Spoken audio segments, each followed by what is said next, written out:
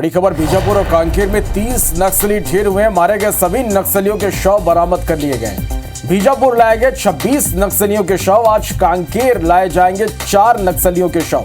कांकेर में सुरक्षा बलों की टीम जंगल में ही रुकी रही। जंगल में अभी भी नक्सलियों की मौजूदगी की खबर है। ग्राउंड जीरो से भारी संख्या में हथियार बरामद किए गए। बीजापुर में डीआरजी का एक जवान शहीद हुआ। शहीद जवान को आज श्रद्धांजलि दी जाएगी। अमित शाह ने भी सुरक्षा बलों की पीठ थपथपाई है। तो नक्सल मोर्चे पर एक बार फिर से एक बड़ी सफलता। 30 नक्सली मारे गए। मारे गए सभी नक्सलियों के शव बरामद कर लिए गए। बीजापुर 26 नक्सलियों के शव लाए गए और आज कांकेर लाए जाएंगे 4 नक्सलियों के शव।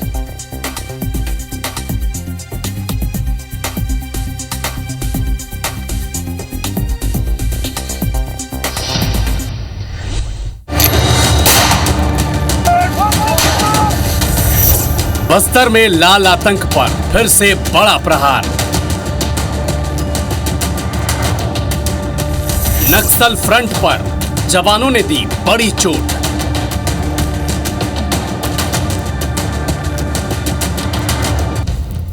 छत्तीसगढ़ की सबसे बड़ी चुनौतियों में से एक नक्सलियों के खात्मे की उल्टी गिनती अब तेज हो गई है।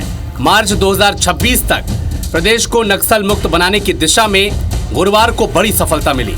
2 अलग अलग मुठभेड़ में सुरक्षा बलों ने 20 से ज्यादा नक्सलियों को मार गिराया। हालांकि इस मुठभेड़ में एक जवान भी शहीद हो गया। बीजापुर के गंगालूर इलाके में सुरक्षा बलों की संयुक्त टीम और नक्सलियों के बीच गुरुवार को सुबह से मुठभेड़ हुई। जिला बीजापुर सुकमा एवं दंतेवाड़ा का सीमावर्ती इलाका में प्रतिबंधित एवं गैर कानूनी सीपी माओवादी संगठन की पश्चिम Bastar division committee PLG company number 2 एवं अन्य माओवादियों की उपस्थिति के आसूचना के आधार पर जिला बीजापुर का DRG, Sukma DRG, STF, cobra और CRPF का संयुक्त बल अभियान के लिए रवाना किए गए थे। अभियान के दौरान आज प्रातः 7 बजे से लेकर अनेक बार सुरक्षा बल या माओवादियों के बीच में मुठभेड़ हुई। मुठभेड़ के उपरांत इलाका का सर्चिंग में अब तक कुल 26 माओवादियों का डेड बॉडी रिकवर किए गए थे। घटनास्थल से काफी बड़ी संख्या में AK-47, SLR, इंसास एवं अन्य ग्रेडेड वेपन्स भी बरामद किए गए थे। इस मुठभेड़ के दौरान DRG बीजापुर के एक जवान माओवादियों से बहादुरी से लड़ते हुए वीरगति प्राप्त कर लिया। इस ऑपरेशन को कोबरा की 210 बटालियन और STF के जवानों ने मिलकर अंजाम दिया। साय सरकार ने सुरक्षा बलों को इस कामयाबी पर बधाई दी और नक्सलियों के खात्मे की सरकार की प्रतिबद्धता पर बल दिया। हम अपने सुरक्षा बल के जवानों के साहस को नमन करते हैं।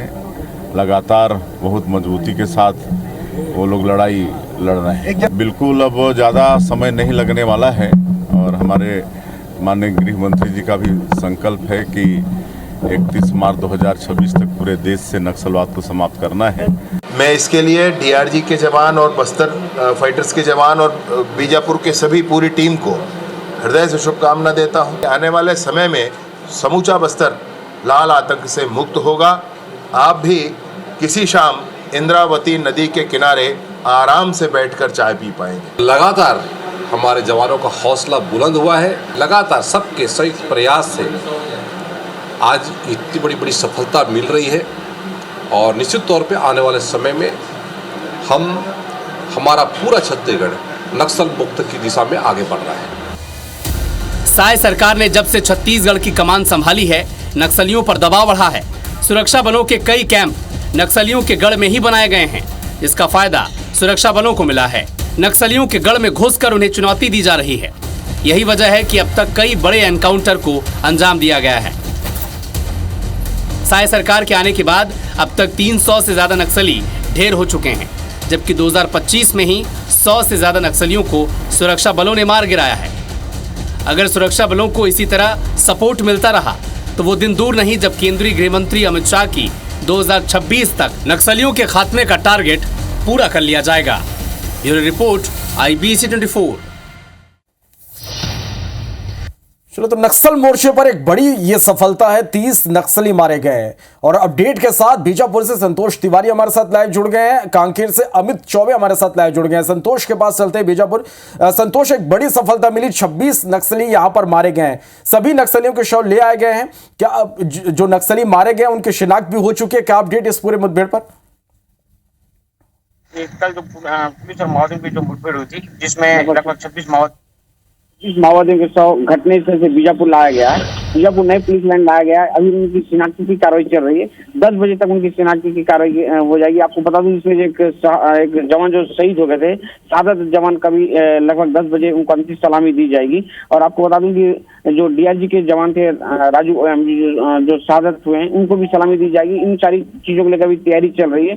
और नकली जो मारे गए हैं 22 नकली, जिसमें से महिला नकली ज्यादा होने की बात सामने आ रही है। आपको बता दूं, हालांकि शिनाख्ती नहीं हुई, लेकिन ऐसा बताया जा रहा है कि जो जिस हिसाब से बड़े हथियार मिलने से ऐसा लग रहा है कि इसमें कोई ना कोई बड़े लीडर, जो इनामी बड़े लीडर है, वो भी इसमें मारे गए होंगे। लेकिन इन सब की शिनाख्ती की बात पूरा खुलासा हो पाएगा। लगभग 10 बजे के बाद खुलासा होने की बात सामने आ रही है। नए पुलिस लाइन में उनको अंतिम सलामी दी जाएगी और जो जवान उनको अंतिम सलामी दी जाएगी नई पुलिस लाइन में। और इसी के साथ साथ 26 नकली जो मारे गए हैं, उनका जो शिनाख्तीकरण की जो कार्रवाई चल रही है, वो भी नई पुलिस लाइन में चल रही है। जी चलिए, तो शिनाख्त के बाद ही स्पष्ट हो पाएगा कि कोई बड़ा चेहरा इसमें नक्सलियों का शामिल। आप बने रहे हमारे साथ में, कांकेर का रुख करेंगे। अमित चौबे हमारे साथ बने। अमित, खबर ये कि जो जवान है वो जंगल में ही रुके हुए थे, कुछ नक्सलियों की मौजूदगी की अब भी खबर निकलकर सामने आ रही है। कब तक जो मारे गए 4 नक्सली, उनके शव कांकेर लाए जाएंगे? क्या अपडेट इस पर?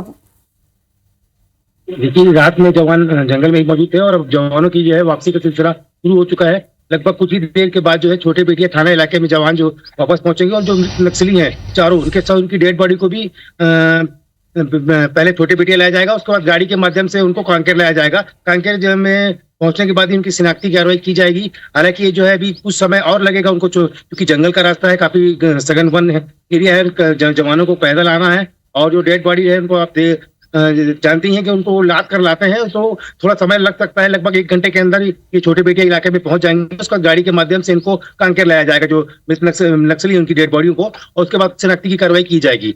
देर रात पूरी टीम, जो जवान थे वहां पर जंगल में मौजूद थे। हालांकि जो टीम थी उनको उम्मीद थी कि और भी नक्सली यहाँ पर मौजूद होंगे। हालांकि वहां पे और नक्सलियों के शव बरामद नहीं कर पाए हैं। बाकी जो 4 नक्सली, जिसमें 3 पुरुष और 1 महिला है, और उनके साथ जो वेपन्स बरामद किए गए, उन सबको लेकर कुछ ही देर में जो है वो जवान जो है छोटे बेटिया इलाके में पहुंचेंगे। जी चलिए, तो कुछ ही देर में जवान यहाँ से वापसी करेंगे। संतोष के पास एक बार फिर से रुक करते हैं। संतोष, एक बड़ी संख्या में यहाँ पर नक्सलियों के मारे गए हैं, और आपसे समझना चाहेंगे कि किस तरह की सूचना मिली थी, किस तरह से नक्सलियों की घेराबंदी की गई और इतने नक्सलियों को मार गिराया गया? जी, आपको बता दूं कि वहाँ पे 100 से अधिक माओवादी बड़े लीडर होने की सूचना मिली थी पुलिस को, जिसके चलते चारों तरफ से घेरा गया था। दंतेवाड़ा से एक दल निकाला गया, जो हिरोली होते हैं, जो दंतेवाड़ा की हिरोली रोड से जो पहुंचती है, और इधर सुकमा तरफ से भी एक टीम पहुंची थी। इसी प्रकार बीजापुर जिले से भी एक टीम गई थी। इनको जो सूचना मिली थी, बड़े लीडर वहाँ पे पहुंचे, बड़े लीडरों की बैठक चल रही, जिसकी वजह से जो सीआरपीएफ, कोबरा बटालियन और डीआईजी के जवानों चारों तरफ से संयुक्त टीम जो चारों तरफ से उनको घेर लिया था। घेरने इस तरीके से चारों तरफ से पुलिस जवानों ने उनको घेर लिया था कि किसी तरीके से अपना बच नहीं पाते, जिसके चलते लोग ऐसा चारों तरफ से गिर गए थे। और गिरने के बाद जब मुठभेड़ शुरू हुई, जो फायरिंग शुरू हुई, उस फायरिंग में रुक रुक कर जरूर फायरिंग चल रही थी। रुक रुक कर जो फायरिंग चली, इसमें महिला के भी थे, जवान भी थे, महिला जवान भी थे, जो पूरे सुरक्षा के साथ वहां पर लगे हुए थे।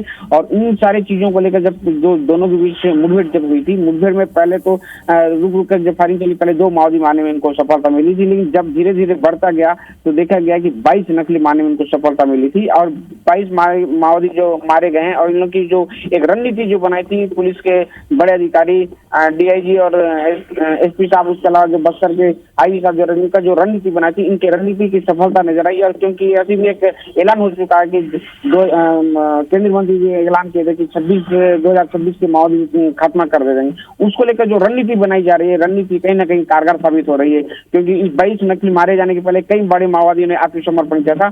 और जो एक कुछ दिन पहले जो इस गंगलूर इलाके का जो हेड जो माने जाते हैं, जिसको, वो अपना आत्मसमर्पण किया था। आत्मसमर्पण करने के बाद में एक रणनीति भी बताई जा रही है कि उनकी जो सूचना तंत्र, उनकी सूचना तंत्र के चलते सब रणनीति बनी, जिसको 22 माओवादियों को मारने में बड़ी सफलता मिली।